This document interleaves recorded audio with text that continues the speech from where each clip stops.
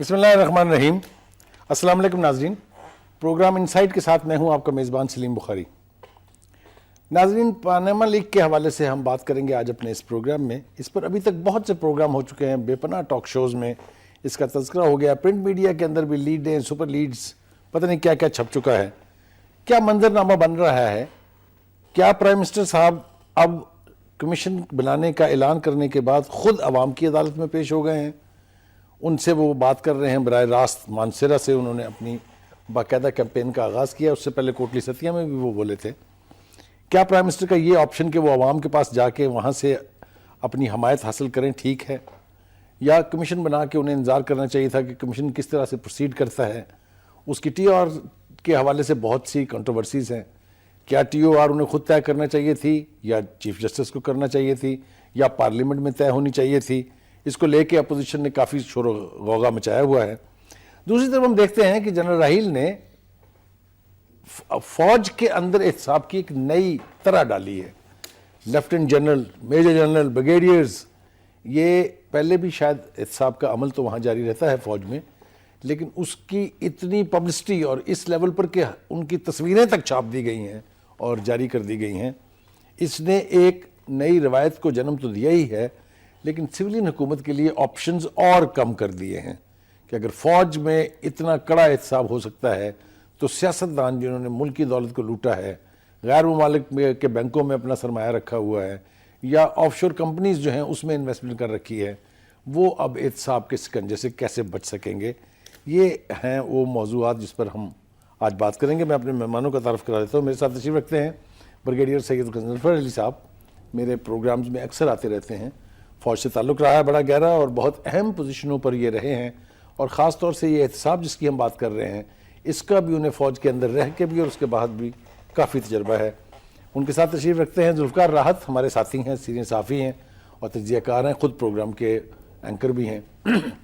ان سے بھی ہم استفادہ حاصل کرنے کی کوشش کریں گے. اور ساتھ تشریف رکھتے ہیں میرے ساتھی ہیں, نوائے وقت کے چیف نیوز ایڈیٹر ہیں, اور میرے پروگرامز میں ان کی سب سے بڑی خوبی یہ ہے کہ بڑا پڑھ لکھ کے باقاعدہ اپنا پورا پلان بنا کے آتے ہیں, تو ان سے کافی ساری انفارمیشن ہمیں ملتی رہتی ہے. بریگیڈیئر صاحب آپ سے آغاز. جنرل راحیل شریف نے جو روایت ڈالی ہے, ماضی میں شاید اس کے کہیں نمونے ملتے ہوں, لیکن مجھے ریسنٹ ہسٹری میں اتنا بڑا ماڈل اس کا نہیں ملتا ہے. وہ کیا میسج دینا چاہتے تھے اس کی ٹائمنگ کے اعتبار سے, خاص طور سے جب پاناما لیک کا ایشو پہلے سے موجود تھا؟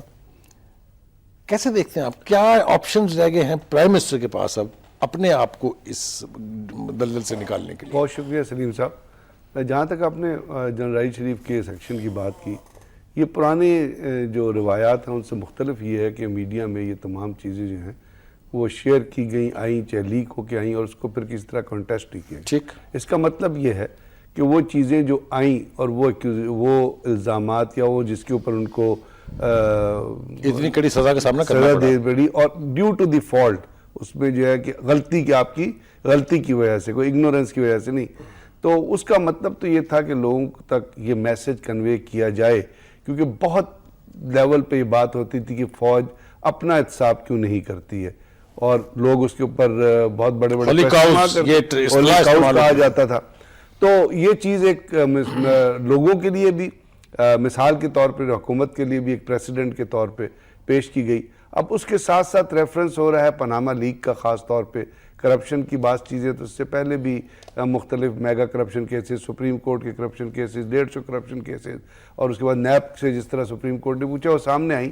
اب یہ پاناما لیک کا جو معاملہ بنیادی طور پہ ہے کہ نیشنل ایشو, تو یہ ہمارے اندر سے جنریٹ ہوا نہیں, یہ تو پاکستان کے بارڈرز کے باہر سے جنریٹ ہوا ہے. اور اس میں جیسے آپ جائیں اگر اس کو پڑھیں تو کہتے ہیں انہوں نے کوئی 400 کے قریب صحافی ہائر کیے تھے, جس اخبار, جرمن اخبار نے اس کو چھاپا ہے, اور اس کا فرنزک آڈٹ بھی کرایا گیا تھا اس کو پرنٹ کرنے سے پہلے, اس کو پریس میں دینے سے پہلے. تو اس کے اوپر ہونا یہ چاہیے میرے خیال میں یعنی آپ یہ فرمانا ہے کہ جہاں تک اس کی کریڈیبلٹی کا تعلق ہے، جہاں تک کریڈیبلٹی اس کی ساری ریکوائرمنٹس پوری کی اس کی گئی، ریکوائرمنٹس جہاں تک ڈاکومنٹس اویلیبل ہیں اس کے حساب سے، یہ ایسی نہیں ہے کہ کسی نے رات کو بیٹھ کے سوچا اور صبح اس نے پیپر میں دے دیا، کیونکہ اس کے پھر کنٹینیویشن میں فرانس میں اور باقی EU کے ممبرز باقی جگہوں پہ بھی بہت ساری رائٹنگز آ چکی ہیں، بہت ساری تصویریں آ چکی ہیں۔ اس کے ساتھ ساتھ EU کی ایک کانفرنس ہوئی ہے کوئی 4 ہفتہ پہلے، جس میں انہوں نے یہ ایکسیپٹ کیا ہے کہ جو کمپنیاں بنتی ہیں یہ اس میں ٹیکس ایویژن ہوتی ہے، اس میں منی لانڈرنگ ہوتی ہے، تو ضرورت یہ ہے کہ اس کے مطابق نئے لاز بنائے جائیں۔ اور انہوں نے کہا ہے کہ جو بھی کمپنی رجسٹر ہو اس کے انٹیسیڈنٹ چیک کیے جائیں، اور جو لوگ آ رہے ہیں اس میں یہ چیک کیا جائے کہ کیا اس کے لیے ٹیکس جو ہیں وہ پے کیے گئے ہیں، اور کیا یہ منی لانڈرنگ ہے یہ کوئی صحیح طریقوں سے، کیونکہ منی لانڈرنگ ویسٹ میں بھی آپ کو پتہ ہے ایک بہت بڑا ایشو ہے کہ تو اس کو انہوں نے ٹیررزم کے ساتھ منسلک کر دیا، اور پاناما اور کولمبیا کا چونکہ بڑا ریفرنس ہے تو اس کو ڈرگ کے ساتھ بھی ریلیٹ کرتے ہیں۔ تو اس میں چونکہ یہ چیز ہو گئی تھی، اس میں ہونا یہ چاہیے کہ اب کنفرنٹریشن کے بجائے میرا خیال اس کی یہاں پہ جو فضا پیدا ہوتی نظر آ رہی ہے، اس میں ایک تو کمیشن بنا، چیف جسٹس کی سربراہی میں بنا، لیکن کمیشن بنانے کے ساتھ سب سے زیادہ ضروری چیز جو ہوتی ہے وہ اس کے ٹرمز آف ریفرنسز ہوتے ہیں۔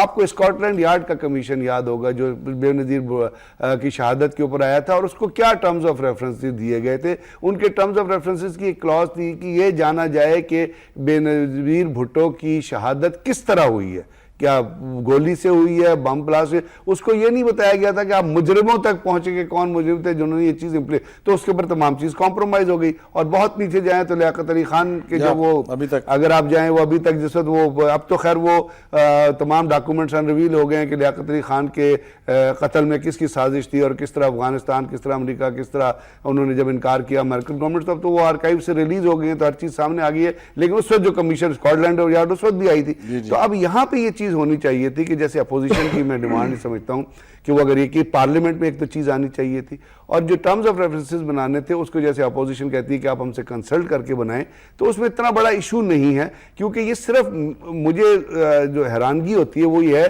کہ تمام کی تمام چیزیں پرائم منسٹر کے صاحبزادگان سے ریلیٹ کی جا رہی ہیں، حالانکہ اس کے اندر 199 اور بھی لوگ شامل ہیں۔ تو یہ تو ایک ایسا ایشو ہے جس کے اندر بہت ساری کمپنیاں، بہت سارے بزنس مین، کوئی سرونگ ججز بھی ہیں، کوئی میڈیا کے لوگ بھی ہیں، اور اس کی ایک قسط اور آنی۔ تو کیا ایک بنیادی سوال یہ ہے کہ کیا وہ تمام 199 لوگ، اگر ہم پرائم منسٹر کی فیملی کو باہر نکال دیں، وہ 199 لوگوں کو آپ یہ کھلی چٹ دے رہے ہیں، کھلی چھٹی دے رہے ہیں کہ آپ باہر کمپنیاں بنائیں، آپ ہنڈی سے پیسہ لے کے جائیں، آپ وہ جو دولت بنائیں اس کے ٹیکس پے کریں۔ میں آپ کے پاس آ رہا ہوں جی اسی کے اوپر، اور اسی بات کو لے کے میں راحت آپ کے پاس آ رہا ہوں۔ مجھے یہ بتائیے کہ یہ جو اپوزیشن کے لوگ ہیں، خاص طور سے عمران خان، ان کے ساتھ جو کامریڈز ہیں، پیپلز پارٹی ساری کی ساری، یہ دودھ کے دھلے ہوئے ہیں جو صرف ایک بندے کو کہہ رہے ہیں کہ اس کو تو پھانسی لگا دیں آپ، اور ہم سے نہ پوچھیں۔ نواز شریف نے جو سب سے بڑا کمال کہہ لیں یا مہارت کہہ لیں یا ٹرک کہہ لیں جو کیا ہے وہ یہ کہ اس کمیشن کی جو ٹرمز آف ریفرنس انہوں نے طے کی اس میں یہ ہے کہ جی حساب کریں، میرا بھی کریں، میرے بچوں کا بھی کریں، باقی سب کا بھی کریں۔ اس پر کافی بھڑکو لگی نظر آ رہی ہے مجھے اپوزیشن کے رینکس میں، کیا کہتے ہیں آپ اس میں؟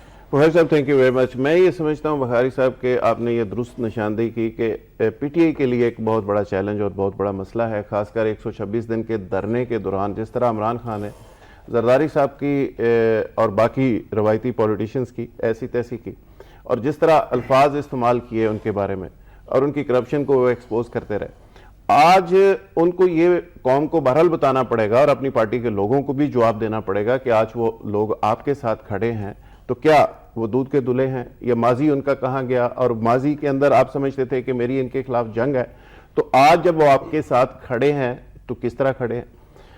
میری بخاری صاحب اطلاع اس میں یہ ہے کہ زرداری صاحب نے پچھلے دنوں اپنے 2-4 دوستوں کے درمیان بیٹھ کر انہوں نے گیلانی صاحب کو کہا، یوسف رضا گیلانی کو، انہوں نے کہا گیلانی صاحب آپ کو یاد ہے کہ جب آپ پرائم منسٹر تھے تو آپ نے 3 دفعہ سامان باندھا تھا اور آپ نے کہا جی ہماری چھٹی ہو گئی ہے تو میں جا رہا ہوں، تو میں نے سامان کھلوا دیا تھا اور میں نے کہا تھا کہ اس شپ کا کمانڈر میں ہوں، کپتان میں ہوں، میں آپ کی سیف لینڈنگ بھی کرواؤں گا، 5 سال پورے بھی کروں گا، اور میں نے کر دیے۔ ٹھیک۔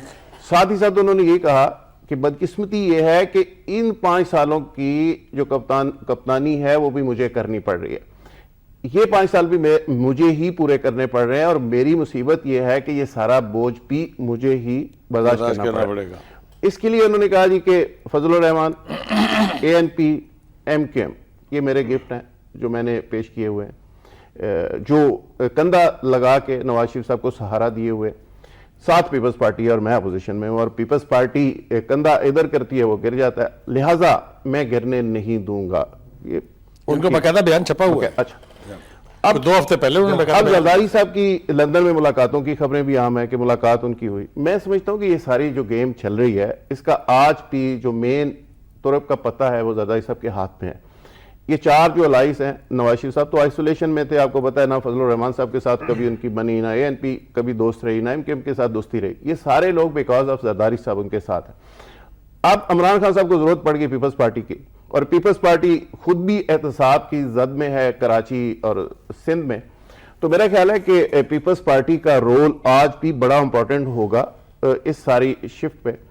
لیکن مجھے لگتا ہے کہ گورنمنٹ جس طرح سے اس ایشو کو ڈیل کر رہی ہے، سوال بڑا سمپل ہے، جواب بڑا مبہم ہے. یہ ایسے ہی ہے کہ جیسے کسی بندے نے کسی سے پوچھا کہ یہ کسی لا انفورسمنٹ ایجنسی کے گاڑی کے کاغذ دکھا دیں، تو اندر بیٹھا بچہ کہتا ہے کہ یہ گاڑی میرے والد صاحب نے بڑے حلال کے پیسوں کی کمائی ہے. وہ پھر کہتا ہے کہ یار کاغذ دکھا دے، وہ کہتا ہے جی خدا کی قسم یہ بڑے حلال کے پیسے. تو میں سمجھتا ہوں کہ گورنمنٹ کو ایشوز پہ آنا چاہیے، دائیں بائیں ادھر ادھر کی بات کرنے کی بجائے یہ ایشوز کو کنفیوز کر کے، یہ میرا خیال ہے تھوڑا ڈنگ ٹپاؤ پالیسی ایک جاری ہے، اس طرح بات بنے گی نہیں. چیزیں میرے خیال سے بہت ساری آگے نکل گئی اور نواز شریف صاحب بہت پیچھے رہ گئے، اور روایتی پولیٹیشینز جو ہیں عوام کی نسبت اویئرنیس کے لحاظ سے وہ بہت پیچھے ہیں اور عوام بہت آگے ہے. میرا ذاتی خیال یہ ہے کہ یہ دھرنے کی جو باتیں ہو رہی ہیں یہ کوئی اب نارمل صورتحال کوئی شکل ایسی اختیار کرے گی آنے والے دنوں میں، گورنمنٹ کے لیے انتہائی کوئی مشکل صورتحال پیدا ہو سکتی ہے. آپ سمجھتے ہیں سر؟ چاہیے صاحب آپ کے پاس میں ایک تو یہ دونوں ہمارے مہمانوں نے جو کچھ کہا ہے اس کے اوپر آپ ہلکا سے کامنٹ کر دیجئے. دوسرا مجھے یہ بتائیے کہ جو خاموشی ہے نواز شریف صاحب کے بھائی شہباز شریف صاحب کے اس حوالے سے، وہ کچھ لوگوں کے ذہنوں میں ابہام پیدا کر رہی ہے کہ ابھی تک انہوں نے جس طریقے سے انہیں لوگ توقع کرتے تھے کہ وہ ڈیفینڈ کریں گے بھائی کو اپنے، جن کے سر پر ہی ان کی سیاست چل رہی ہے، وہ اس خاموشی کے حوالے سے بھی تھوڑا سا آپ کامنٹ کر دیجئے جو انہوں نے کہا ہے. ذرا اس پہ آپ. جی بالکل. پہلے تو میں یہ عرض کرنا چاہوں گا کہ جو بریگیڈیئر صاحب سے بھی بات ہوئی، راحت صاحب نے بھی کہا، بات یہ ہے کہ بڑا اچھا ہوا آرمی میں احتساب کا جو اس طرح کا یہ پیٹرن ہمیں سامنے آیا ہے، بڑی اچھی بات ہے. لیکن اگر آپ اس کو اس موقع کے اوپر اتنا پبلسائز کریں گے تو وہ اس کا پولیٹیکل اینگل بڑھ جائے گا. اس میں میں سمجھتا ہوں کہ بے شک ایکسائٹمنٹ ہوگی، قوم بڑی ایکسائٹڈ ہوگی، سارا کچھ ہوگا، لیکن ان دا لانگ رن جب اس کے جو ریزلٹس آئیں گے اس میں آپ کو پولیٹیکل اینگل زیادہ نظر آئے گا. اور جیسے ہم ماضی میں اس طرح کے نقصانات اٹھا چکے ہیں کہ بہت زیادہ ایکسائٹمنٹ میں ہم نے بہت سارے غلطیاں کی ہیں. تو میرا خیال ہے پہلی بات تو یہ ہے کہ احتساب اگر ہونا چاہیے تو وہ سب کا ہونا چاہیے اور ایک ہی ادارے سے ہونا چاہیے. اب یہ سوال یہ بھی اٹھنے لگتے ہیں جب گرد بیٹھتی ہے ایکسائٹمنٹ کی کہ جناب ان لوگوں کو نیب کی طرح، جب نیب کورٹس کے ذریعے سزائیں ہوتی ہیں تو 10 سال کی سزائیں کیوں نہیں دی گئیں، ان کو جیل کیوں نہیں بھیجا گیا، محض جبری ریٹائر کر دینا کیا یہ کافی تھا؟ تو پھر اس طرح کے سوالات بھی جو ہے وہ اٹھتے ہیں اور ان کے جوابات بھی پھر دینے پڑتے ہیں. لیکن ابھی جو کچھ ہوا ہے بڑا اچھا ہوا آرمی کے اندر، ایک ایڈمنسٹریٹو آرڈر کے ذریعے، کورٹ مارشل نہیں ہوا، کوئی کورٹ کسی کورٹ کے سامنے پیش نہیں کیا گیا، انکوائری لانچ ہوئی، اس کے بعد ایڈمنسٹریٹو آرڈر کے ذریعے ان کو یہ سزائیں دی گئی ہیں. میں آپ کو بات کاٹ رہا ہوں، معافی چاہتا ہوں اس کے لیے. کسی ایک لیفٹیننٹ جنرل یا میجر جنرل یا بریگیڈیئر کا اس کی تصویروں کے ساتھ چھپ جانا with all the generation that he has. اگر میں اسے تھوڑی سی کلیریفیکیشن کر دوں کیونکہ یہاں پہ جی میں یہ روایت نہیں رہی. بات یہ ہے کہ ہر چیز ایک قانونی سکم میں ایک قانونی حساب سے ڈیل کی جاتی ہے. کورٹ مارشل کی کچھ اپنی ریکوائرمنٹ ہے اور ایڈمنسٹریٹو ایکشن کی کچھ اور ریکوائرمنٹ ہے، اور تمام کے تمام آرمی کے لوگ جو ہیں وہ پاکستان آرمی ایکٹ کے اندر ٹرائی ہوتے ہیں. جب آپ کورٹ مارشل کے لیے جاتے ہیں تو وہ ایک کورٹ ہوتی ہے جس میں ایکیوز کو یہ اجازت ہوتی ہے کہ وہ اپنا وکیل کر سکے. یعنی ایک اٹارنی ہوتا ہے اور ایک فرینڈ آف دی ایکیوزڈ ہوتا ہے اور ایک وکیل ہوتا ہے ایکیوز. اور وہاں پہ کنٹیسٹ وہ چیز ہوتی ہے جس میں ڈاؤٹ ہوتا ہے آپ کو کہ کیا یہ چیز کمیشن ہوئی ہے، اور اگر ہوئی ہے تو کس طریقہ کار سے ہوئی ہے.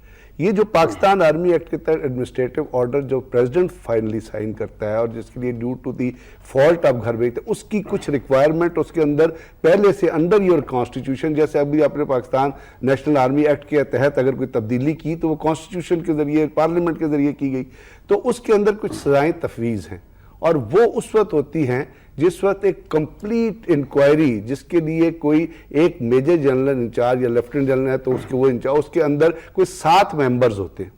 جب وہ یہ پروو کر دیتے ہیں بیانڈ ڈاؤٹ کہ یہ جو الزامات لگائے گئے ہیں یہ اسی طرح ہوئے ہیں، تو پھر اس کی آگے سزائیں تفویض ہے کہ کیا اس کو جیل بھیجنا ہے، کیا اس کو پھانسی چڑھانا ہے، کیا اس کو گھر بھیجنا ہے، اور اگر بھیجنا ہے تو کس طرح بھیجنا ہے. تو آپ نے یہ وضاحت فرمائی میں ہے کہ دو طرح کا ایکشن ہوتا یہ ہے. جو ڈاؤٹ پیدا کرنے کی کوشش کی جا رہی ہے یہ lack of knowing the rules ہے.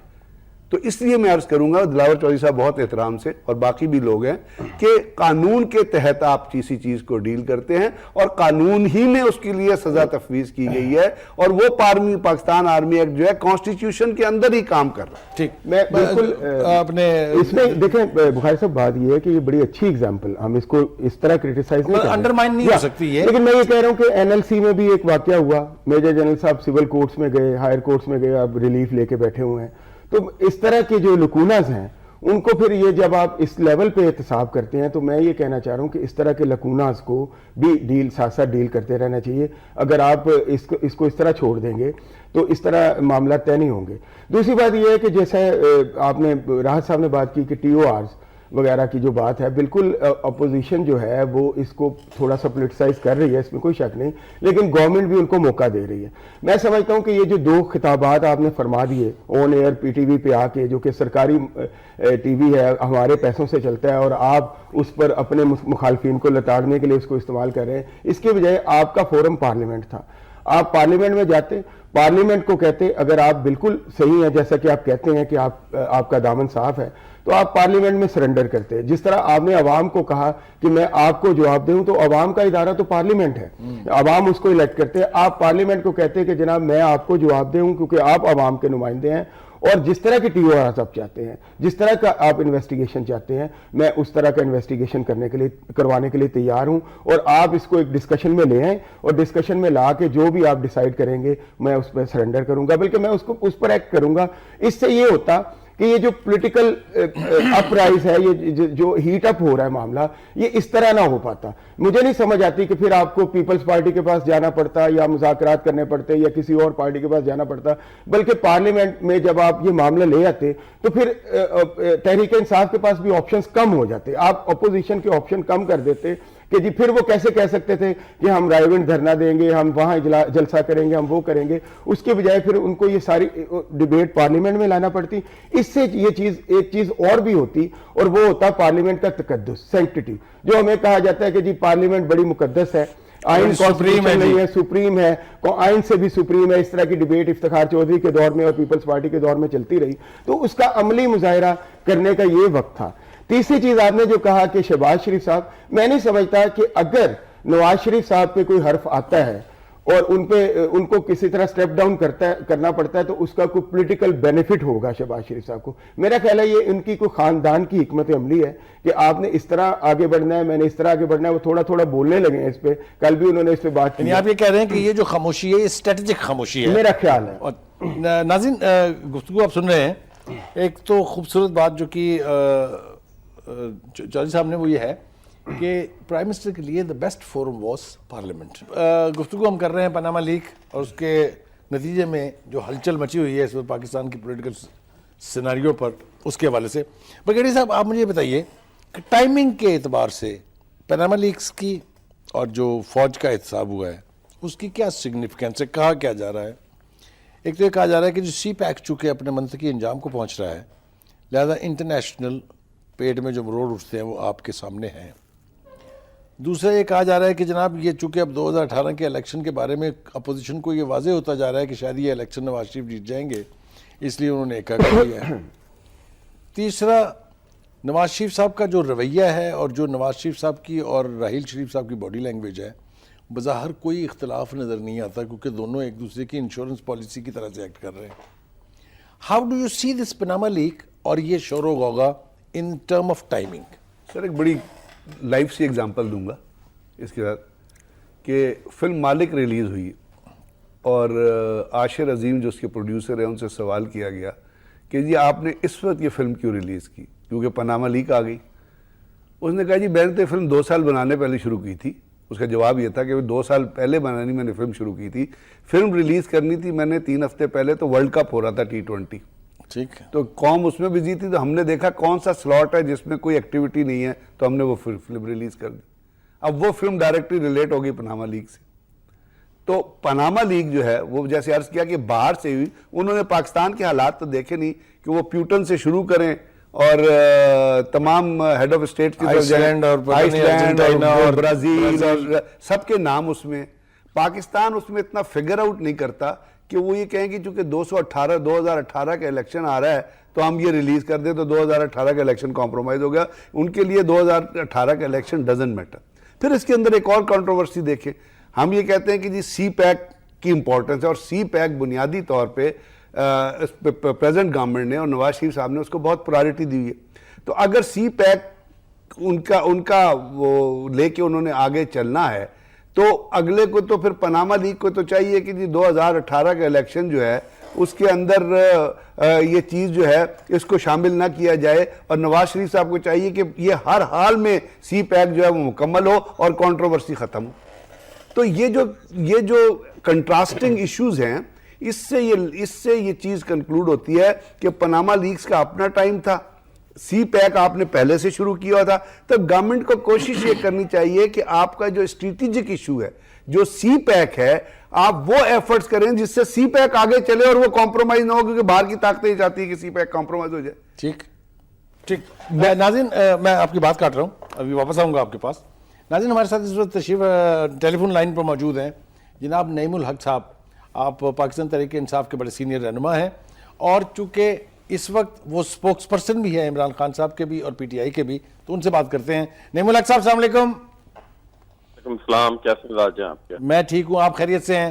نعیم الحق صاحب یہ فرمائیے گا کہ جس کمپین کو عمران خان صاحب اس وقت لانچ کیے ہوئے ہیں، لیڈ کر رہے ہیں، اس میں اپوزیشن جماعتوں کے بارے میں یہ تاثر کیوں اب قائم ہوتا جا رہا ہے کہ آہستہ آہستہ وہ پیچھے ہٹ رہی ہیں؟ آپ کیا کہتے ہیں اس حوالے سے؟ نہیں، میرا خیال ہے یہ تاثر صحیح نہیں ہے، کیونکہ 2 تاریخ کو تمام پارلیمانی جو پارٹیاں ہیں وہ اسلام آباد میں اعتزاز صاحب کے گھر پہ ایک ملاقات ہے، ایک میٹنگ ہے جس میں وہ ٹی او آرز کے حوالے سے اتفاق رائے پر پہنچنے کی کوشش کریں گے. اور تمام پارٹیوں کا موقف وہی ہے جو آج سے 10-15 دن پہلے تھا. اس میں تو کوئی تبدیلی نہیں دیکھ رہا ہوں. ہماری جو جدوجہد ہے وہ ذرا اس لیے مختلف ہے کہ ہم سمجھتے ہیں کہ حکومت پر اور زیادہ پریشر ڈالنا چاہیے، کیونکہ ان کی طرف سے جو رویہ سامنے آ رہا ہے وہ تقریباً ہٹ دھرمی پر مبنی ہے، اور کہ بھئی ہم کسی قسم کی ہم لچک کی نظر نہیں آ رہی. اور تو میں سمجھتا ہوں کہ 2 تاریخ کے بعد، اور اس وقت تک چیف جسٹس صاحب بھی آ جائیں گے، تو میں سمجھتا ہوں کہ 2 تاریخ کے بعد آپ واضح طور پہ تبدیلی دیکھنے آئے گی. مگر اس وقت سوالیہ نشان جو ہوگا وہ حکومت کے رویے پر ہوگا، اپوزیشن کے رویے پر نہیں ہوگا. نعیم الحق صاحب یہ مجھے بتا دیجیے گا کہ اگر یہ معاملہ جو خاص طور سے ٹی او آر کے حوالے سے جو کنٹروورسی ہے، اس معاملے کو اگر آپ پہلے ہی پارلیمنٹ میں لے جاتے تو کیا وہ صحیح فورم نہیں تھا جہاں پر اس کے ٹی او آرز پر بھی بات ہوتی، اس کے کمیشن کی فارمیشن پر بھی بات ہوتی؟ تو یہ آپشن کیوں استعمال نہیں کیا گیا؟ یہ آپشن یعنی پارلیمان میں لے جانے کا ہو تو سکتا تھا، آپ صحیح کہہ رہے ہیں کہ مطلب اس کا امکان موجود تھا اور یہ لے جایا بھی جا سکتا تھا. مگر اس وقت ہماری سوچ یہ تھی اور جماعتوں کی تھی کہ صرف پارلیمانی کمیٹی کے پاس وہ اختیارات نہیں ہو سکتے جو ایک باقاعدہ ایک سمجھ لیجیے پروفیشنل تفتیش کے لیے ضروری ہوں گے، جس کے لیے ماہرین کی خدمات حاصل کی جائیں گی. کوئی ایسا میکینزم نہیں تھا. تو اس لیے یہ بہتر سمجھا گیا کہ ایک کمیشن کا قیام عمل میں لایا جائے جس کی جو فائنڈنگز ہوں گی، جس کے جو نتیجہ جو سامنے آئے گا وہ پوری قوم کو نہیں بلکہ شاید پوری دنیا کو قابل قبول ہو. نعیم الحق صاحب ایک بات اور بتائیے گا کہ آپ کے لیڈر نے چونکہ پریشر لاہور پر بڑھانا شروع کیا ہوا ہے، پہلے بات کی تھی کہ جب ہم جاتی عمرہ جائیں گے وہاں اس کا گھیراؤ بھی کریں گے. آپ ادھر پریشر بڑھا رہے ہیں اور ہمارے وزیر اعظم صاحب جو ہیں وہ آپ کی کانسٹیٹوئنسی میں پہنچے ہوئے ہیں, مانسرا میں ایک جلسہ کر دیا انہوں نے, اس کے بعد ہزارہ میں بھی ایک کرنا ہے. تو how do you see this reaction? یہ تو ایک جمہوری عمل ہے, یہ سب کا حق ہے. نواز شریف صاحب ضرور جائیں, 10 دفعہ جائیں, ایک ایک روڈ کو 10 دفعہ انوگریٹ کریں, یہ ان کا حق ہے. مگر میں سمجھتا ہوں کہ عمران خان صاحب جس مہم پہ نکلے ہیں اور جس کے تحت وہ آج بھی لاہور میں ہے اور اتوار کو انشاءاللہ لاہور میں ہمارا جلسہ ہوگا, اس سے ہم یہ ظاہر کرنا چاہیں گے خاص طور پہ حکومت کو کہ جو پاکستان کے عوام ہیں وہ سچ کے متلاشی ہیں, ان سے جو حقائق ہیں وہ چھپائے نہیں جا سکتے, اور اس کا مظاہرہ وہ ہمارے جلسوں میں آگے کر رہے ہیں. نعیم الحق صاحب بہت بہت شکریہ آپ کا, آپ نے وقت نکالا ہمارے لیے. آپ نے سنی نعیم الحق صاحب کی بات, آپ اپنی بات کو بھی جاری رکھیے گا. لیکن یہ جو ایک ہم دیکھ رہے ہیں کہ بجائے پارلیمنٹ کا راستہ اختیار کرنے کے یا سپریم کورٹ کا راستہ اختیار کرنے کے, اب یہ جو عوام الناس تک پہنچنے کی بات ہے, چاہے وہ عمران خان صاحب ہیں, وہ بھی لاہور میں آ رہے ہیں, جلسہ بھی کرنا چاہتے تھے, یہاں گراؤ بھی کرنا چاہتے تھے, پرائم منسٹر صاحب وہاں پہنچے ہوئے ہیں. ہاؤ ڈو یو سی دس؟ یہ جو میرا خیال سر یہ ایکشن اور ری ایکشن والی چین ہے جو چل پڑی. ٹھیک, اب دیکھیے برطانیہ تقاضے اور ہیں, تقاضے اور کر کچھ رہے ہیں, کر کچھ اور رہے ہیں. ٹھیک, برطانیہ میں کیا ہوا, جب یہ کچھ ہوا تھا ٹونی بلیئر چلے گئے اپنی اس میں پارلیمنٹ میں انہوں نے جا کے چیزوں کو ایکسپلین کیا. میرا ہی خیال تھا کہ اگر اور قوم نے ایکسیپٹ کیا, اگر پرائم منسٹر بھی آ کے یہ بتاتے اور ان کو مطلب کنوے کرنے کی کوشش کرتے پارلیمنٹ میں, تو پاکستان کے عوام میں بھی امپیکٹ ڈیفرنٹ ہوتا. اس کو کنفرنٹیٹو بنانے کی میری نظر میں ضرورت نہیں تھی. اور جہاں تک بات ہے, آپ نے چونکہ کہا کہ اسحاق ڈار کا بھی میں ایک بیان دیکھ رہا تھا کہ جی اگر اپنا اپوزیشن نے کوئی اچھی تجاویز دی تو ہم انکارپوریٹ کر لیں گے. لیکن جس طرح یہ چیز پرولونگ کر کے اور جب ٹی او آرز آئیں تو وہ بنیادی طور پہ جو اس کیس کی میرٹ ہے اس سے ریلیٹ نہیں کرتی. آپ 1947 سے اپنے احتساب کرنا ہے تو اس کے لیے ڈیفرنٹ ایک بڑا پنڈورا باکس کھول دیا, بڑا پنڈورا باکس کھولنا پڑے فوکس گا نہیں رہے, اور فوکس نہیں رہے گا. اگر یہ کرنی, جیسے میں نے آپ سے بتایا, آپ سے عرض کیا کہ یہاں 199 لوگ اور بھی ہیں. اب پاکستان کے عوام یہ ڈیمانڈ کرتے ہیں کہ جی وہ جو 199 لوگ جو اس میں شامل ہیں یا اس کے بعد جائے, اس کا کوئی تو حل ہمیں بتاؤ. اگر آپ اس کا حل نہیں بتائیں گے اور اس چیز کو ڈال دیں گے ایک بہت بڑے, تو وہ لوگ بھی نکل جائیں گے, اور وہ نکل جائیں گے تو پوری کی پوری اسپرٹ جو ہے اس چیز کی وہ ختم ہو جائے گی. آج کوئی یہ نہیں کہہ رہا کہ نہیں جی آپ جب آپ انویسٹیگیشن شروع کرتے ہیں تو آپ یہ نہیں کہتے نہیں جی آپ مجرم ہی ہیں, یا جو چیزیں سامنے آئی ہیں. اگر کمیشن بنانا ہے تو کمیشن نے اپنی ریکمنڈیشنز بھی دینی ہے, اس کے لیے ان کو ٹیکنیکل آڈٹس کی طرف بھی جانا پڑے گا, ٹیکنیکل ٹرمز کی طرف بھی جانا پڑے. اس کے بعد اگر وہ کہتے ہیں کہ جی پرائم منسٹر کی فیملی نے غلط کام نہیں کیا تو ٹھیک ہے, دنیا کو وہ چیزیں قبول ہوگی. لیکن چونکہ ہم نے اس کو کنفرنٹیٹو پالیٹکس کے لیے چنا, شاید کسی نے مشورہ دیا ہوگا کہ آپ کنفرنٹیشن کریں.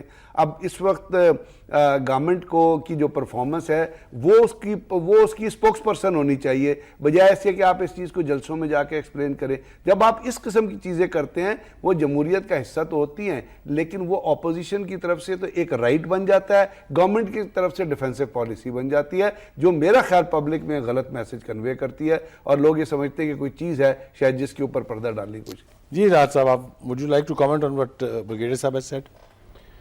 بخاری صاحب, میں سمجھتا ہوں کہ جس طرح حکومت بیہیو کر رہی ہے, حکومت کے پاس آپشن بہت کم رہ گئے, اور اس پہ صرف حکومت تردیدوں پہ اور اس کی نیگیٹو کمپین پہ یا ڈینائل موڈ میں رہ کے صرف گزارا نہیں ہو سکتا, گزارا ہو نہیں سکتا. میرا خیال ہے کہ گورنمنٹ کو چاہیے تھا کہ بڑے کھلے دل کے ساتھ, جس طرح رحیل شریف صاحب نے بات کی کہ اپنے ادارے کے اندر احتساب کی بات کی, پاناما لیکس کے بعد آئس لینڈ کی ایک صورتحال آئی, یو کے کی صورتحال آئی, یوکرین کی آئی, تو وہ ایک مورلی ایک پریشر بڑھتا چلا گیا. اور اب رحیل شریف صاحب کے اس دبنگ اعلان کے بعد سچویشن یہ ہو گئی ہے کہ گیند چلی گئی پولیٹیشنز کی کورٹ میں. اب پولیٹیشین اس کو بڑا ایزی لے رہے ہیں ان چیزوں کو.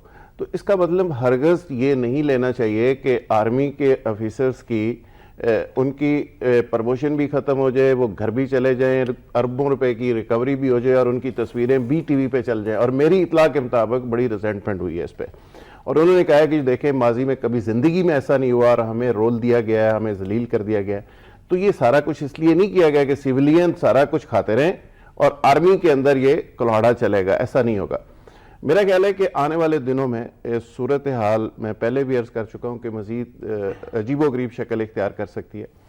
جس طرح ہم بات کر رہے ہیں بخاری صاحب کہ یہ ساری چیزیں کیسے شروع ہوئی، نون لیگ کہتی ہے کہ اگر ہم پارلیمنٹ میں 10 دفعہ چلے بھی جائیں یہ سارا عمل ہونا ہی ہونا ہے. یعنی عمران خان صاحب کا دھرنا جو ہے اس کو وہ کہتے ہیں یہ دھرنا 2 ہے، یہ یو کے کی جو سازش ماضی میں ہوئی تھی اس کی ایکسٹینشن ہے، یہ ان کا خیال ہے. لندن پلان 2 لندن پلان 2 ہے. لہٰذا ہم اسمبلی میں 10 دفعہ چلے جائیں، جہاں مرضی چلے جائیں، یہ الٹیمیٹلی ہمیں یہ فیس کرنا ہی پڑنا. نواز لیگ ذہنی طور پہ یہ سوچ کر بیٹھی ہوئی ہے کہ اسی ٹکراؤ کی صورتحال میں 6 مہینے سال ایک اور نکالا جائے. 2017 ان کا ٹارگٹ ہے کہ 2017 تک ہم کسی حد تک انرجی کرائسس سے نکل آئیں گے.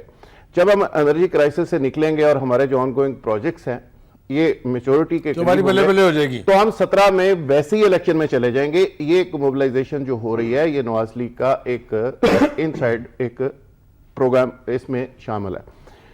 میرا ذاتی طور پہ بخاری صاحب خیال ہے کہ یہ جو ساری صورتحال جو سرد جنگ ایک چل رہی ہے پاکستان میں، یہ بیسیکلی ان چیزوں کو اگر ان کے ساتھ لنک کر کے آپ دیکھیں گے تو صورتحال تک پہنچیں گے. 2013 کے جو الیکشن تھے وہ بنیادی طور پہ میں سمجھتا ہوں کہ وہ انٹرنیشنل اسٹیبلشمنٹ اور پاکستانی اسٹیبلشمنٹ کے درمیان ایک سرد جنگ تھی. اس میں انٹرنیشنل اسٹیبلشمنٹ جیت گئی اور پاکستانی اسٹیبلشمنٹ پہلی دفعہ اس کو میں کہوں گا کہ ڈیفیٹ ہوئی. اور نواز شریف صاحب کے بارے میں امپریشن یہ ہے کہ وہ انٹرنیشنل اسٹیبلشمنٹ کے گھوڑے پر سوار ہو کر اقتدار میں آئے.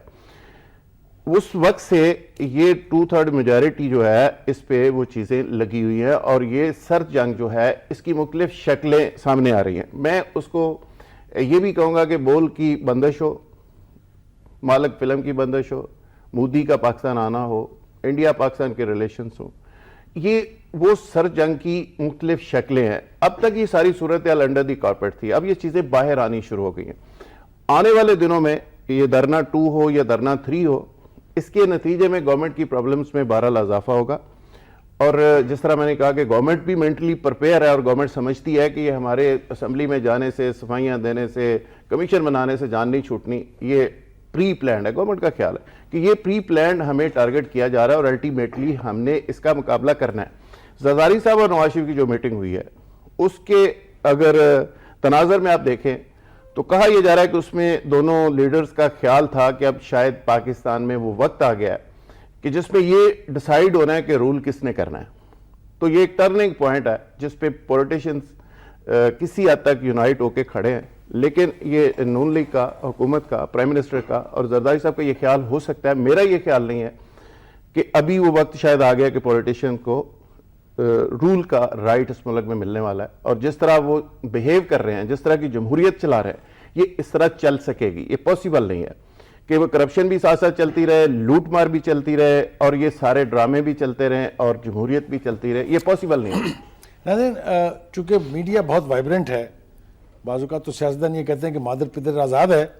یہ مادر پدر آزاد تو پتہ نہیں ہے یا نہیں ہے، لیکن وائبرنٹ ہے. اور اس کے ہوتے ہوئے اب وہ پرانی روایتی روشیں جو ہیں وہ اب نہیں چل سکتی. بریک کے لیے کہا جا رہا ہے، بریک پہ چلتے ہیں. لیکن اس سے پہلے میں یہ بتاتا چلوں کہ واپس آئیں گے جب تو چودھری صاحب کے پاس یہ سوال لے کے جائیں گے کہ رول کے لیے ایک لیگل اتھارٹی ہوتی ہے، ایک مورل اتھارٹی ہوتی ہے.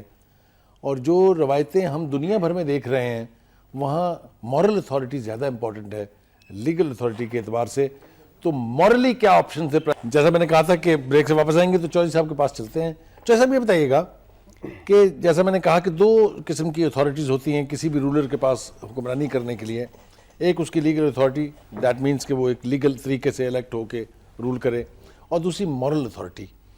مورل اتھارٹی یہ ہے کہ you stand for what you say, you stand for your party manifesto, you stand for being right. یہ جو کچھ ایلیگیشن کا سلسلہ لگا اس کے بعد سے ہم نے دیکھا کہ آئس لینڈ کے پرائم منسٹر نے ٹوک اونلی 36 hours ٹو کوئٹ. پھر اس کے بعد ہم نے دیکھا کہ پوتن نے، جن کے بہت قریبی دوست کے اوپر الزام تھا، انہوں نے اس کی انویسٹیگیشن لانچ کر دی. پھر ہم نے دیکھا ڈیوڈ کیمرون جو ہے وہ اپنی پارلیمنٹ کے پاس گئے، انہوں نے کہا مجھ سے غلطی ہو گئی. یہاں سے شروع کیا انہوں نے. یہ ہے وہ مورل پوزیشن جس پر رول کرتے ہیں لوگ. آپ یہ بتائیے کہ نواز شریف صاحب نے لیگلی تو بہت سٹرونگ اس کا ایکسیپشن لیا اور وہ اس کو کنٹیسٹ بھی کر رہے ہیں. مورل اتھارٹی کہاں گئی؟ بھائی صاحب بالکل صحیح. میں نے آپ ہی کے پروگرام میں کہا تھا کہ ایک جمہوری حکمران کے لیے مورل اتھارٹی بہت اہم ہوتی ہے. آمر تو آتا ہی آئین توڑ کے ہے اور دیوار پھلانگ کے آتا ہے، لیکن ایک جمہوری जो लीडर होता है, एक जमहूरी वज़ीर आज़म जो होता है, वो तो बिल्कुल कॉन्स्टिट्यूशनल होता है। लेकिन और इसके साथ साथ ये जो अहम बात है वो ये है कि लीगल अथॉरिटीज़ तो ये होती हैं कि आप एक इस तरह के इख्तियारात इस्तेमाल कर सकते हैं, इस तरह के एक्सरसाइज कर सकते हैं, अपने राइट्स ये कर सकते हैं, लेकिन आप सारी की सारी गवर्नमेंट करते ही मॉरल अथॉरिटी के सर पे हैं। जब आप लोगों को कहते हैं, और ख़ासतौर पर हमारे जैसे थर्ड वर्ल्ड कंट्रीज़ में जब आप कहते हैं कि अपना पैसा मुल्क में लगाएं, आप टैक्सेस दें, आप इस तरह के काम करें, तो ये सारा आप किसी लीगल अथॉरिटी की बुनियाद पे नहीं कह रहे होते, ये मॉरल अथॉरिटी की बुनियाद पे कह रहे होते हैं। अगर आपकी शख्सियत में इतनी इंटीग्रिटी है तो ही आप कह सकते हैं, अगर आप पे लोग बिलीव करते हैं तो ही आप कह सकते हैं। अगर आप अपना इस तरह के मॉरल अथॉरिटी खो देंगे, अगर आप मॉरली किसी को नहीं कह सकेंगे, आप मॉरली बैक बर्नर पे चले जाएंगे, तो आप कैसे कह सकते हैं किसी से आपकी अथॉरिटी टू रूल कंप्रोमाइज हो जाएगी। अथॉरिटी टू रूल बुरी तरह मैं समझता हूं कि आप एक हुक्मरान जो है वो करता ही मॉरल बेसिस पे है रूल। जो लीगल अथॉरिटीज हैं वो तो आपके इख्तियारात है ना कि आप ये एक्सरसाइज कर सकते हैं, वो कर सकते हैं, फलां कर सकते हैं, तो आपकी बुनियाद इसीलिए अमेरिकन जो हैं, अगर आप उनको देखें तो क्लिंटन के और मोनिका के केस में क्या हुआ कि जो चीज़ वो आवाम के लिए पसंद करते हैं वो अपने प्रेसिडेंट के लिए पसंद नहीं करते और उस पर बड़ा स्ट्रॉन्ग रिएक्शन देते हैं, इसलिए कि वो समझते हैं कि जो मॉरलिटी का मंबा है वो होना चाहिए उसके हुक्मरान को। अब जहां तक पॉलिटिक्स की बात हो रही थी, मैं समझ रहा हूं कि हुकूमत के पास ऑप्शन अभी कम नहीं हुए। उनको चाहिए कि इस मामले को वो पार्लियामेंट में ले जाएं। वो कम इसलिए नहीं हुए कि एक चीज़ जो है वो समझ नहीं आ रही तहरीक इंसाफ को भी। नईमुल हक साहब से हमें बड़ी अच्छी बात की, आपने बड़ा अच्छा सवाल किया था कि क्या पीछे तो नहीं हट रहे। मैं समझ रहा हूं कि पीपल्स पार्टी के हाथ में अमली कमान चली गई है, ये सारी अपोजिशन की। ये 2 तारीख को इजलास की तजवीज़ भी पीपल्स पार्टी की बुनियादी तौर पर खुर्शीद शाह साहब ने दी। अब वहाँ पे होगा ये कि आप अपने TORs बनाएंगे। गवर्नमेंट पहले ही कह चुकी है कि हम इन TORs को जो है वो बिल्कुल हम नेगोशिएट कर लेंगे, हम तैयार हैं। इसहाक डार कह चुके हैं, कल कैबिनेट में भी यही लगभग यही डिसीजन हुआ कि ठीक है जी अपोजिशन के TORs आने दें। मेरा ख्याल है कि उसके बाद जब ये पीपल्स पार्टी जो ये सियासत जो है इसका रुख फिर सड़कों की बजाय ये ड्राइंग रूम की तरफ ले गई है, नेगोशिएशन की तरफ ले गई है, और तहरीक इंसाफ अपनी इमेच्योरिटी की वजह से, पॉलिटिकल इमेच्योरिटी की वजह से अब शायद उस पावर के साथ सड़कों पे ना आ सके जिस तरह के धरना 1 धरना 2 की बात हो रही है, क्योंकि अब जो है वो पॉलिटिकल कमान जो है वो पीपल्स पार्टी के पास है और तहरीक इंसाफ खुद कह चुकी है कि हम सोलो फ्लाइट नहीं करेंगे। तो जब आप 2 मई के इजलास में TORs बनाते हैं, फिर आप जाते हैं, गवर्नमेंट आपको दावत देती है कि नेगोशिएट करें, तो मेरा ख्याल है कि अगर दोनों तरफ से इस पर मुज़ाकरात शुरू होते हैं जैसे कि चांसेस हैं, तो उसके बाद एक नेगोशिएटेड TOR आ जाते हैं और उस दौरान में आप देखें कि गर्द कितनी बैठ चुकी होगी। मीडिया जो है वो उसको भी इश्यूज चाहिए होते हैं, पॉलिटिशियंस को भी चाहिए होते हैं, तो बहुत सारी चीज़ें जो है ट्यून डाउन हो चुकी होंगी। ये एक पीपल्स पार्टी ने मैं समझता हूँ किया है। तीसरी बात जो आपने उन्हें कहा कि पार्लियामेंट में नहीं जाना चाहिए था, तो उन्होंने कहा शायद पार्लियामानी लोगों के पास इतने इख्तियारात क्यों ना हो। आपको याद होगा कि जब जुडिशल कमीशन बनाने के लिए TORs बनाए गए थे तो वो TORs के लिए जो आपकी जो लीगल बाइंडिंग्स थी वो हाइल थी। फिर आपने एक ऑर्डिनेंस जारी करवाया था तहरीक इंसाफ ने कि जनाब इस ऑर्डिनेंस के तहत ये TORs और ये इख्तियारात दिए जाएं।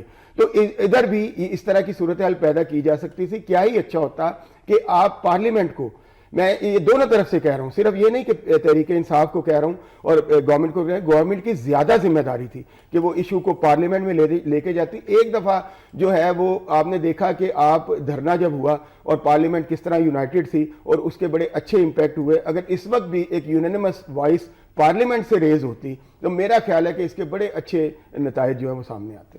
बघेल साहब, ये नवाज साहब ने जब ये कहा कि अच्छा जी ये कमीशन आपने मुतालबा किया, मैंने बना दिया, ये TROs भी पार्लियामेंट में चली जाएंगे, उस पर भी कोई एतराज़ नहीं होगा उनको, लेकिन जो उन्होंने एक प्रोविजन उसके अंदर रखी है कि एहतसाब सबका होगा। ये 1947 तो इसकी इख्तराहें हैं ना जो वो इस वक्त बनाई जा रही हैं, लेकिन हर सियासतदान मैं दावे से कह सकता हूँ वो हमेशा कहता था जी एहतसाब मुझसे शुरू करें जी। ये पेशकश तो है, लेकिन वो किसी ने कहा था ना कि मेरा दिल सिर्फ तेरी ही मोहब्बत के लिए है, मगर ये पेशकश महदूद मुद्दत के लिए है। ये जो अपने से दावा करके पीछे हट जाते हैं, आपका ख्याल नहीं है कि इस मुल्क की एक दफ़ा स्क्रूटनी होनी चाहिए पूरी की पूरी पॉलिटिकल लॉट की? बुखारी साहब, कितना जो बात आपने की है उससे कोई किसी भी सूरत में डिनाई कर ही नहीं सकता। काश, जैसे आपने पहले विश का इजहार किया, काश ऐसा हो सके और काश हर शख्स اپنے آپ کو فل اکاؤنٹیبلٹی کے لیے پیش کر سکے. اور اس اکاؤنٹیبلٹی کا پروسیس جو ہے وہ صرف پولیٹیشنز نہیں بلکہ جتنے پاکستان کے ادارے ہیں ان کے اندر کوئی ایسا آٹومیٹک سسٹم امپوز کیا جائے کہ بیوروکریسی، آپ کے پرائیویٹ سیکٹر، جوڈیشری، میڈیا، ہر ایک کے اندر، پولیس، ایف آئی اے، ہر ایک کے اندر ایک ان بلٹ اکاؤنٹیبلٹی سسٹم ایسا ہو تو نہ آپ کو نیب کی ضرورت پڑے گی، نہ آپ کو کچھ اور اینٹی کرپشن کی ضرورت پڑے گی. ہاں آپ کو ان ایجنسیز کی ضرورت پڑے گی جو ان لوگوں پہ رپورٹ کریں جو اس قسم کے کام کر رہے ہیں. لیکن کیا یہ ڈیزائر اکراس دا بورڈ موجود ہے؟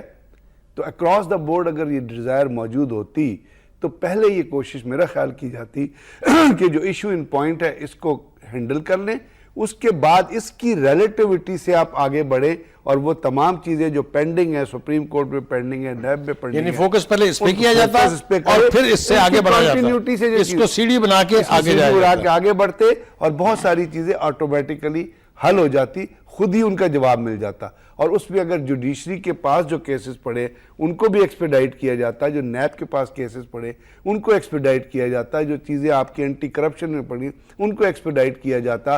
اداروں کو یہ لکھا جاتا کہ جی آپ کے اپنے اندر سے یہ گندی جو مچھلیاں ان کو نکالیں کہ اکاؤنٹیبلٹی ہوتا کیا ہے. ہمارے پاس ذوالفقار علی بھٹو صاحب آئے تھے تو انہوں نے 347 لوگوں کی ایک لسٹ جاری کی، اس کے بعد وہ پروسیس وہاں پہ رک گیا. اب اس میں اپنا ایک گورنمنٹ آئی جس نے پی آئی اے کی لسٹ جاری کی، دوسری گورنمنٹ آئی اس نے تمام 3000 لوگوں کو ملازمت دے دی. آج پی آئی اے کا حال آپ دیکھ لیں کیا ہو رہا ہے. تو 6000. تو اگر اس قسم کی چیزیں کسی لیجسلیٹو سے، کسی قانون سے پروٹیکٹ نہیں ہوں گی، اگر ومز پہ ہوں گی تو وہی ہوگا جو آج آپ کو ہوتا نظر. آج بنیادی طور پہ ہم یہ 28 20 25 دن تو کھڑے ہیں، پھر رمضان آ رہے ہیں تو ایشو آ جائے گا لوڈ شیڈنگ کا اور رمضان کی مہنگائی کا. اس سے آگے چلیں گے تو پھر کچھ بارشیں ہوں گی، سیلاب آ جائیں گے تو فوج آ جائے گی تو ان کی مدد کا آ جائے گا. تو آج سے کرتے کرتے 6-7 جو ہے وہ لٹک جائیں گے. آپ بتائیے کہ کیا اس معاملے کو لٹکانے کے لیے دانستہ طور پہ ایسے اقدامات کیے جا رہے ہیں، یہ معاملہ جات کو اس طرف لے کے جایا جا رہا ہے کہ یہ معاملہ لٹک جائے؟ کیونکہ میرا ذاتی تجربہ یہ ہے کہ کمیشنوں کو، انکوائری کمیٹیز کو جو چیز بھی کبھی ریفر ہوئی ہے اس کا نتیجہ بخاری صاحب آپ دیکھیں کہ لیاقت علی خان سے شروع ہو جائیں بے نظیر بھٹو تک، اور بے نظیر بھٹو کے بعد عمران خان کے دھرنے کے نتیجے میں بننے والے کمیشن اور اس کا نتیجہ، بہت سارے کمیشن تو ایسے بنے جن کی آج تک رپورٹیں نہیں آئی، بہت سارے ایسے جو کنکلوڈ ہوئے رپورٹ باہر نہیں آئی، بہت سارے ایسے جن کی باہر آئی اس پہ عمل نہیں ہوا. حمود الرحمان کمیشن بنا تھا تو 40 سال کے بعد لیک ہو کے انڈیا میں انڈیا سے چھپ. تو یہ ہماری بدقسمتی کی اتنی طویل تاریخ ہے کہ ایک سانحہ کی جگہ دوسرا سانحہ لے لیتا ہے اور وہ اپنی جگہ کھڑا رہتا ہے. ابھی بھی پاناما لیکس ہے، پاناما لیکس کے نتیجے میں آپ ٹکر بھی، پروگرام بھی، ساری چیزیں دیکھ رہے ہیں. کل کو اس کی جگہ کوئی اور اسی طرح کا ڈرامہ لے لے گا، یہ پیچھے چلا جائے گا. افتخار کے دور میں میرا خیال ہے کہ اس کو ڈائیورٹ کرنے کی کوشش کی جا رہی ہے.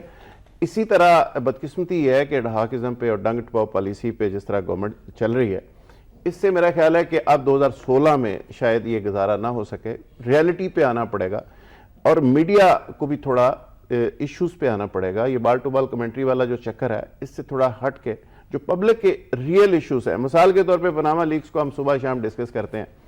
عام آدمی اگر سوال کرے کہ میں کہاں کھڑا ہوں، یعنی گورنمنٹ کی بہت ساری باتیں، گورنمنٹ جانے کی، گورنمنٹ بچانے کی باتیں ہوتی ہیں، عام آدمی پھر سوچتا ہے کہ میں کہاں کھڑا ہوں. میں ذاتی طور پہ اس میں بخاری صاحب یہ سمجھتا ہوں کہ پیپلز پارٹی، ابھی بات ہوئی کہ پیپلز پارٹی کا اس میں ایک رول ہے، پیپلز پارٹی لیڈ کر رہی ہے. پیپلز پارٹی کا اینٹ سے اینٹ بجانے کا جو بیان تھا اس کا کفارہ پیپلز پارٹی نے ادا کرنا ہے ابھی، اور اس کا پروسیس شروع ہو گیا. شیخ رشید کے گھر جب پیپلز پارٹی گئی تھی اور بلاول سے شیخ رشید ملے تھے اور اس سے صاف اندازہ ہو رہا تھا کہ پیپلز پارٹی اس کا کفارہ ادا کر رہی ہے اور اسی لائن کے مطابق وہ عمل بھی کرے گی. مختصر کامنٹ کر دیجئے گا. مجھے آپ یہ بتائیے کہ نواز شریف صاحب کو آپ اچھی طرح جانتے ہیں، وہ کول مائنڈ کے آدمی ہیں. یہ جو اپوزیشن نے ہنگامہ کھڑا کر رکھا ہوا ہے، جس طریقے سے وہ ریئیکٹ کر رہے ہیں، آپ سمجھتے ہیں کہ وہ اس میں سے اپنے مقصد کو حاصل کرنے میں کامیاب ہو جائیں گے کہ معاملہ تھوڑا سا لٹک جائے؟ میرا خیال ہے کہ نواز شریف بالکل کول مائنڈ کے ہیں، لیکن اس معاملے کو بڑا ایگریسولی لے رہے ہیں. کچھ زیادہ سمجھ رہے ہیں کہ یہ شاید پرسنل اٹیک ہے یا بڑا اپنے آپ کو جسٹیفائڈ سمجھ رہے ہیں. ان کو یہ رویہ تھوڑا سا ترک کر کے تھوڑا پولیٹیکل اور مائلڈ رویے کی طرف آنا چاہیے، اور اس کا طریقہ نیگوسیشنز ہی ہیں. شاید کل کابینہ کے اجلاس میں یہ فیصلہ ہوا ہے کہ پرائم منسٹر خود بھی کئی وفود کو ٹیک اپ کریں گے، ان کو بھی لیں گے، اور یہ اچھی بات ہے کہ ان کو خود جا کے اپنے پولیٹیشنز کے ساتھ مل کے ان کو بالکل رابطے رکھنے چاہیے اور اس کو بڑھانے چاہیے اور کول مائنڈ کے ساتھ آگے بڑھنا چاہیے۔